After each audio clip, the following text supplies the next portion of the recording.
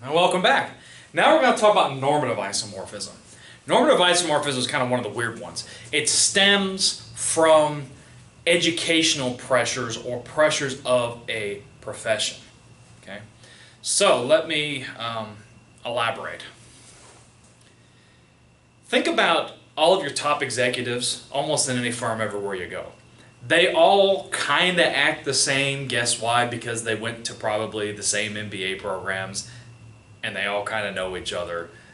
They probably went to the same elite prep schools, and so because of their education and the way they were brought up and the places that they grew up, they will tend to kind of act the same. Okay. Alternatively, and by the way, these educational pressures can sometimes override cultural or pressures that come from being associated with a given organizational field.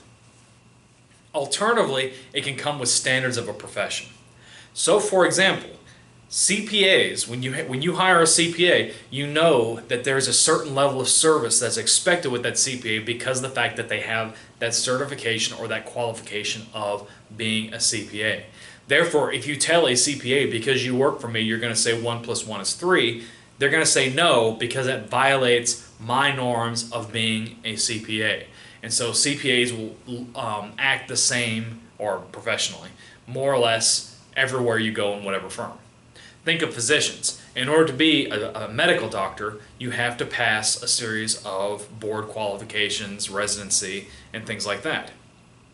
So when you go in for heart surgery, there's no such thing as Montessori heart surgery. Let's open up the chest and take out the heart and play with it and then put it back when we're done. No.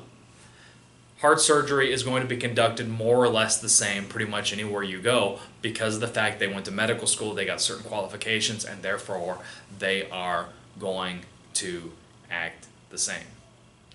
So this is normative isomorphism, and this can also explain why there will be similarities between organizations both within and outside of a given organizational field.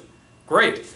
So in our next video, we're going to talk, our next few videos rather, we're going to talk about socialization.